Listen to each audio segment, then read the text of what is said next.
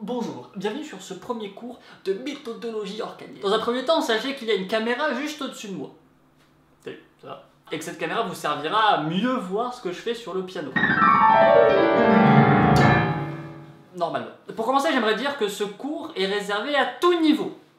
Que vous débutez, que vous soyez déjà expert professionnel ou vous n'ayez jamais touché un piano de votre vie, ce cours vous apprendra des choses qui vous serviront jusqu'à la fin de votre vie et pas qu'en musique. J'aurais les faire payer plus cher, mes cours. Dans ce premier cours, nous avons parlé de l'initiative. Cet étrange concept qui consiste à ce que, quand vous arrivez sur un piano, vous savez déjà ce que vous allez jouer. Ou alors vous ne le savez pas, mais vous allez quand même jouer. Ça s'appelle improviser. La plupart des gens, quand ils arrivent sur un piano, ils jouent ce qu'ils ont déjà appris. Et alors se pose la question suivante. Si je ne sais rien jouer, je joue quoi? Et c'est bien sûr grâce à l'initiative qu'on va pouvoir bypass cette question. Alors lorsque vous n'avez jamais touché un piano de votre vie, ou que vous êtes débutant, il y a une chose extrêmement simple pour travailler son initiative avec le piano. Et pour ceci, nous allons nous inspirer des enfants. Quand vous êtes enfant et que vous découvrez pour la première fois de votre vie un piano, vous faites n'importe quoi. Et vous faites quelque chose. On va donc s'inspirer de ce comportement de l'enfance et on va l'appliquer avec une méthode travaillée pour développer notre initiative. Alors on arrive donc sur le piano, on ne sait pas quoi jouer, on ne sait pas jouer, et on va déjà commencer à travailler quelque chose qui va nous servir pourtant tout au long de notre carrière de pianiste professionnel, c'est notre fluidité. Pas notre fluidité de jeu, mais notre fluidité de débit. On va commencer par la main gauche. On va donc faire n'importe quoi à un débit rythmique fixe pour travailler notre fluidité, notre initiative. On va donc prendre ce rythme-là. Et sur chaque, on va mettre une note, n'importe laquelle, on s'en fiche, avec la main gauche. Petit exemple.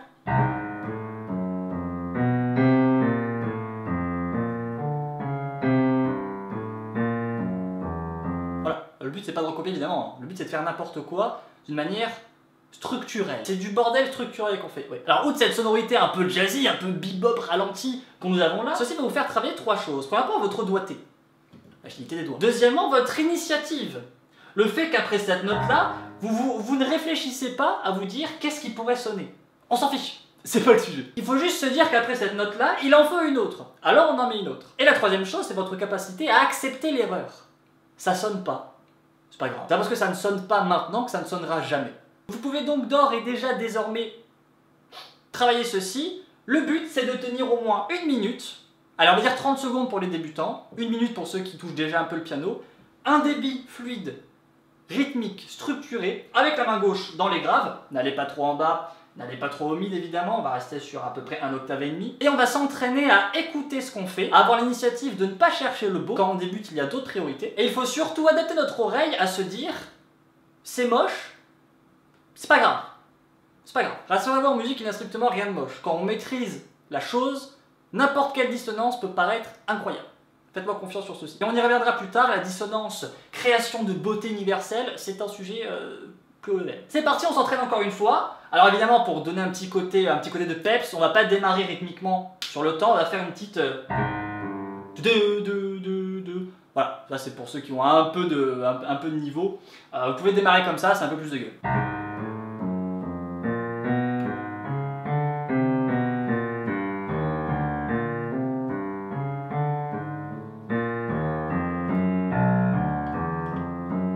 Évidemment, n'oubliez pas d'alterner les doigts, hein, le but c'est pas juste de faire ça. Non,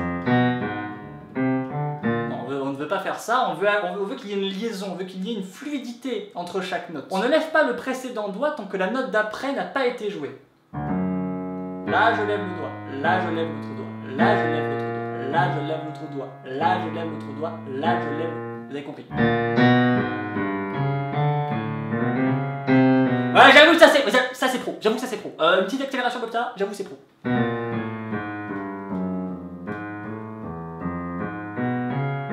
Ah, vous vous dites, j'ai payé 20 € pour ce truc. Déjà, je vous dis non, premier cours est gratuit. Et ensuite, je vous dis, vous pouvez pas juger un peintre quand il a mis qu'un seul trait.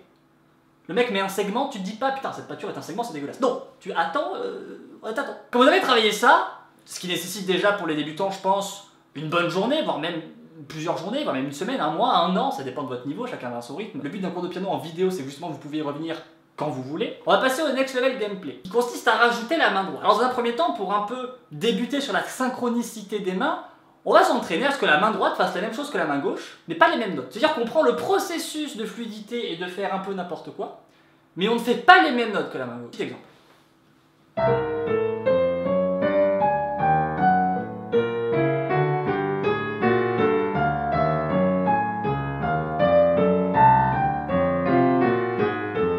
Voilà, cet exercice vous prendra déjà, encore une fois, pas mal de temps si vous débutez. Le but, c'est vraiment d'être fluide. C'est le mot. Pas d'accélération rythmique. Non, c'est pas ça. On veut une stabilité, une fluidité, et surtout, on veut de l'assurance. D'ailleurs, ce que vous débloquez à la fin de ce truc. C'est un peu un jeu vidéo, mes cours. Hein. Au début, t'es level 1, et puis à la fin, tu débloques un truc. Tu vois. Là, ce que tu débloques à la fin de ce cours, c'est l'assurance et l'initiative. L'initiative de faire quelque chose, il faut oser, oser. Oser d'ailleurs. Et l'assurance de vous dire, c'est moche, mais je m'en tape. Vous êtes chez vous tout seul en train de jouer du piano, personne ne vous écoute, personne ne vous joue. Donc profitez-en, développez votre assurance.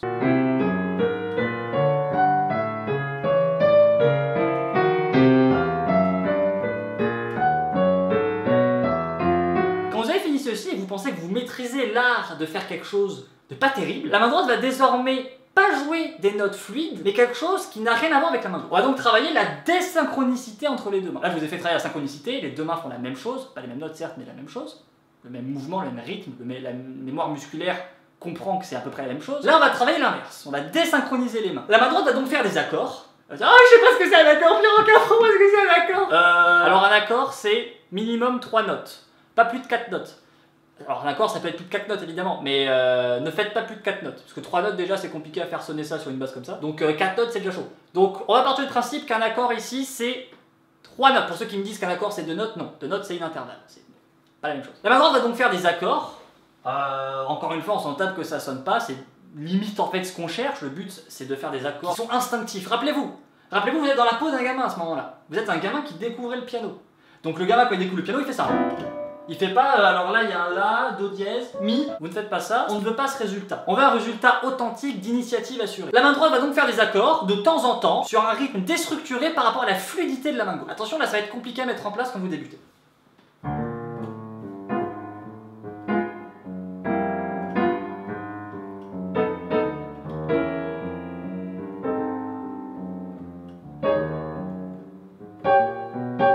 Et vous voyez que déjà que ça commence déjà à sonner. On a un début de jazz, on se dit, tiens, ça peut être cool. Deuxième petit exemple.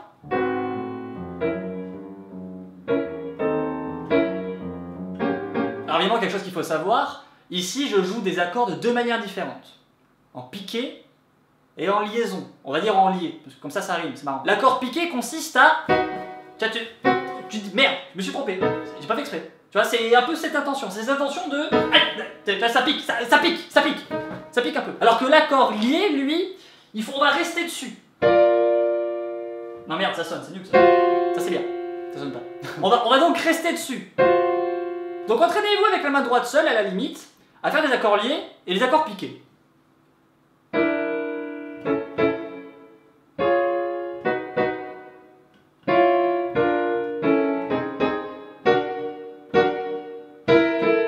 Et une fois que vous maîtrisez l'art de piquer et de lier vos accords, vous mettez les deux en place.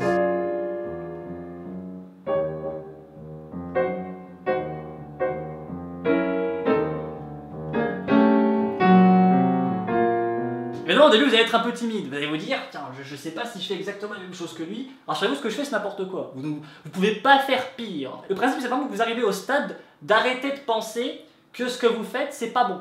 À partir du moment où vous avez cette main gauche, et une main droite qui fait un peu n'importe quoi quand elle veut.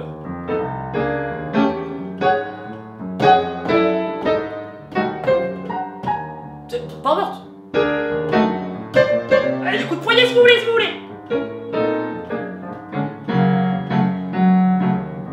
Ça sonne bien ici.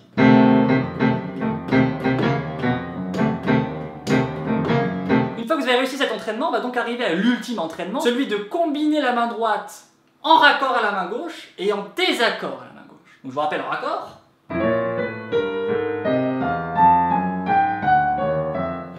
En désaccord. D'ailleurs en désaccord et désaccord.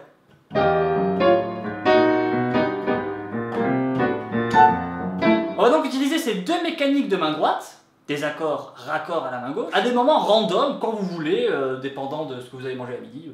On va donc commencer un accord, l'enchaîner sur A, Ça, c'est pas bon. Là, j'étais en train de prévoir ce que j'allais faire. C'est tout l'inverse de ce que je vous apprends.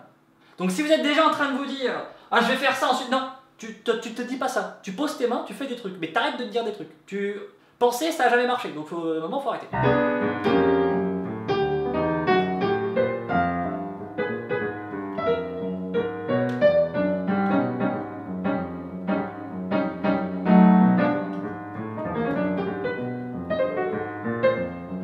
Ah, évidemment, oui, à mon niveau, je mets des petites accélérations.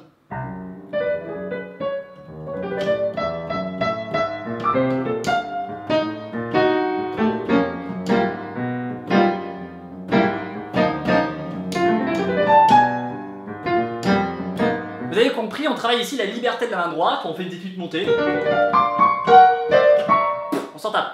Si sur une main gauche comme ça, tout sonne, donc profitez-en. Travaillez des petites accélérations, des petits ralentissements, faites-vous plaisir avec la main droite. Mais ne déstructurez surtout pas la main gauche. La main gauche, c'est le béton, ça bouge pas. Ça ne bouge pas.